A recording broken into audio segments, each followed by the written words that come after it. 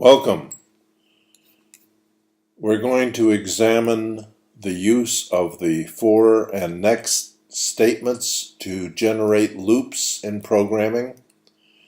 These loops are based on a counter which is incremented each time the loop is carried out and is checked when it reaches its final value when it exits from the loop.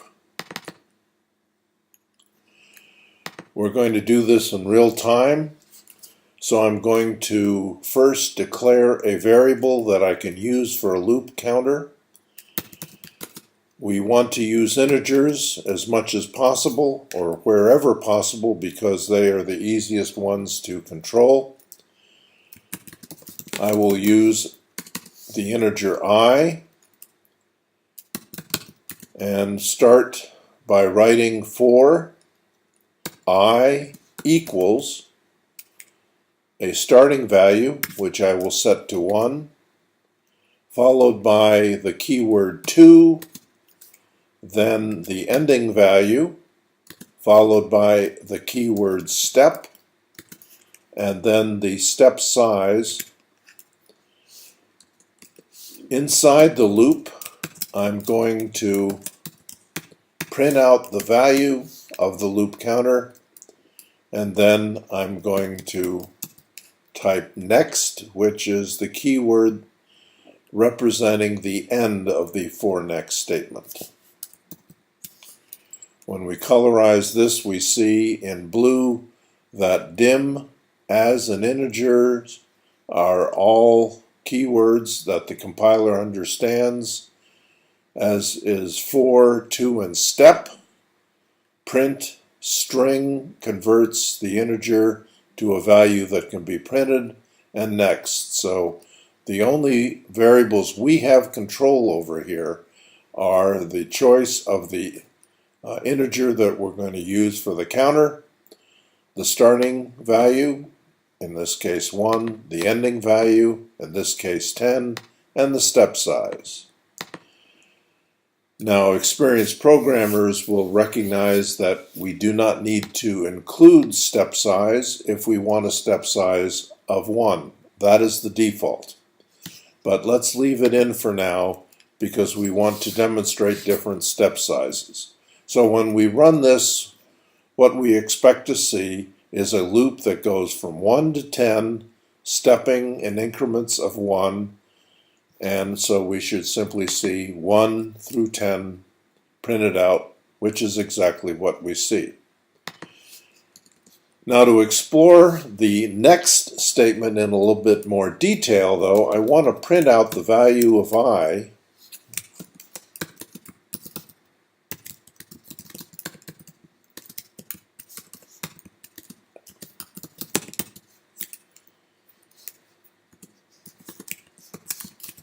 after we exit the loop.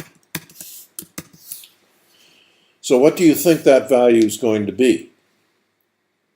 Well, I think you're going to be surprised to find out that that value is 11. Now, why is that the case?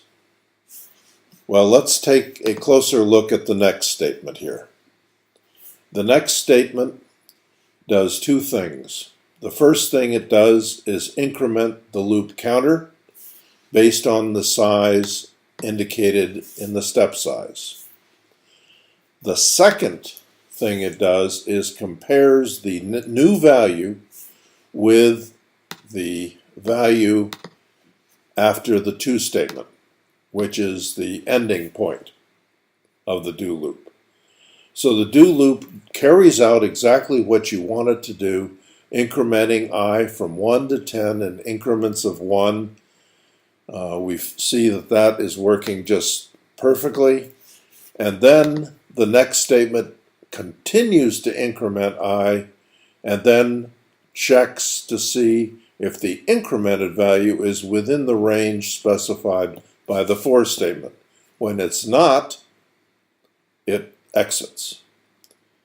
Now, what is annoying to people who see this for the first time is they would expect intuitively that after the do loop is done, no more increments will be changed for the value of I. But that is not the case. The next statement does increment I, and we end up with a value of 11. This is a trick question that faculty love to put on tests. And it's important because if you plan to use I to set a value of some other variable or as itself, you need to know what the next statement has done the last time the loop was executed.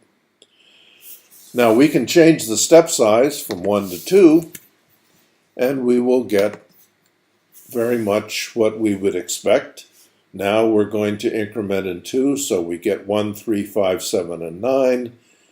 Then the value of 9 is incremented by 2 to 11 by the next statement. 11 is checked against the range for the loop. It is found to be larger than 10. Therefore, the loop is exited. So we still end up with a value of 11. So this all makes sense, provided you remember that the next statement increments first and then checks for the value. What if you want to have a for next loop which goes from 10 to 1? Well, there are two ways of doing this. One way is to assign a step size that is negative. Let's see what we get now. We go from 10 down to 1, and we exit with a value of 0. Again, the next statement, the first thing it does is carry out the step that is indicated here. And in that case, it is lowering the value of the loop integer by 1. And when it checks to see if it's within the range of the loop, it will continue the looping. If it's outside the range, it will exit the loop, but it exits after doing the step size. So this all makes sense as long as you remember that the next statement does two things in order. Okay, that is a typical loop. Let's do this again now and leave out the step statement. So what is going to happen now? You have to remember that the default for step is 1. So we're going to get just what we got the first time, a step from 1 to 10, an exit with the value of I equal to 11. What if we want to exit inside the loop based on some other variable? There's nothing wrong with that, and in fact there is a statement available to do just that. Let's say we want to exit if I equals 5. We set up a conditional that says then exit, and we will exit at 5. Now, what do you think the value of I is going to be after we exit? Well, it's going to equal 5 because we exited from the loop, and when you exit from the loop, you do not execute the next statement. You go to the next statement after that. In this case, it's a blank line, and it just skips down to the next one and points out that I equals 5. So everything is working as we expected. The for next loop is extremely powerful and very reliable, but there is an additional option you need to know about.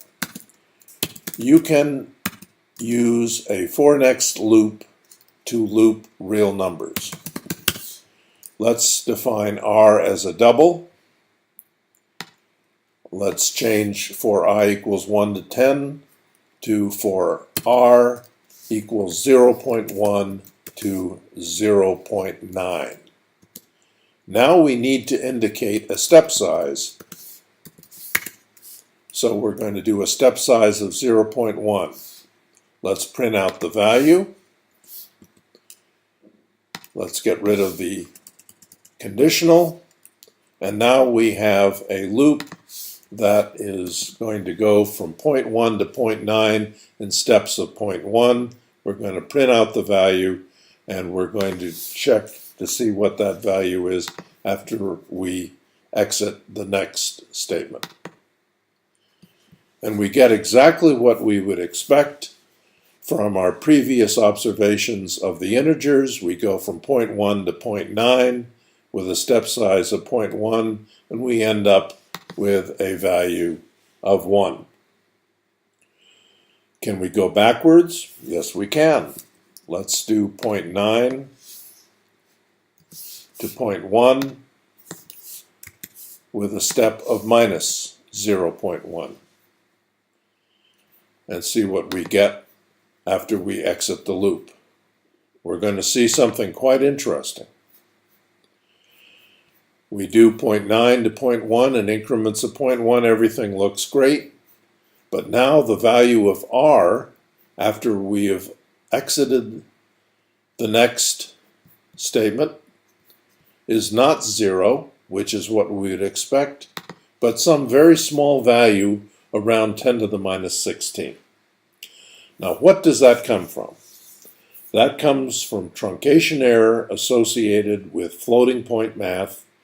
We're using a double, which is a floating point number with 15.5 significant digits. And therefore, when we do binary arithmetic, we end up with truncation errors on the order of 10 to the minus 16. So we don't end up at exactly 0. We end up with a very small number on the order of 10 to the minus 16. This points out a key problem with using doubles in for next loops. They are allowed, but you need to be careful because you're incrementing r with truncation error, and that truncation error can cause problems if you're not cognizant of the possibility. The next loop we will look at is the do loop. We'll do that next time. Thanks very much.